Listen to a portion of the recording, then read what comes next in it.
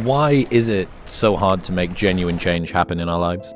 People want to change. They Yeah. want to do different things. Why is it so hard? I think the biggest difficulty in change is making a different choice. Now think about the New Year's resolutions. Everybody's very clear about what their intention is, what they want, whatever that is. But if you keep making the same choices, you're going to keep doing the same things. You're going to keep creating the same experiences. You're going to keep feeling the same emotions.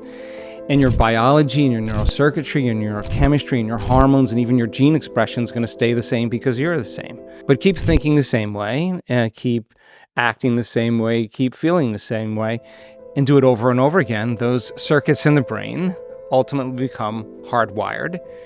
And the emotions that are a response to someone or something, even your own thoughts, get conditioned subconsciously as a program into the body. So 95% of who we are by the middle of our life is an unconscious set of thoughts, behaviors, and emotions that are automatically programmed into our biology. So the first step to change is not thinking positively. You got to become conscious of those unconscious thoughts when you decide to make a different choice and it doesn't feel familiar. The thought that says, start tomorrow, it's too hard, just do it anyway, go ahead and make that choice, do the same thing. You're not good enough, you'll never change, you're too much like your parents, I failed last time. You have to be able to become so conscious of those unconscious thoughts that you would never go unconscious to that thought ever again, and that's change.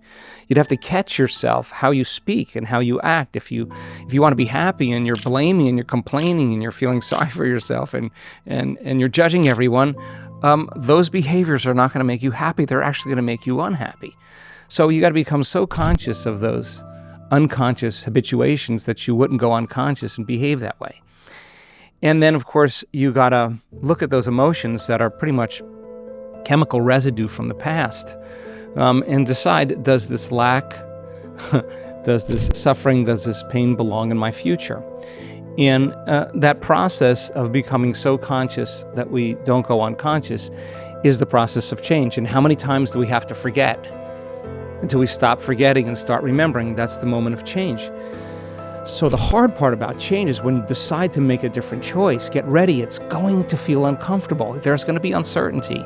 You're not going to be able to predict the next moment. It's going to feel unfamiliar. So if the body has been conditioned to be the mind, then the servant is the master. So the body starts sending information back to the brain to think a certain thought so that you make the same choice, that you do the same thing, you create the same experience. Comfortable, this is familiar. Get back to the same feeling of suffering. That feels so much better than the uncertainty of the unknown.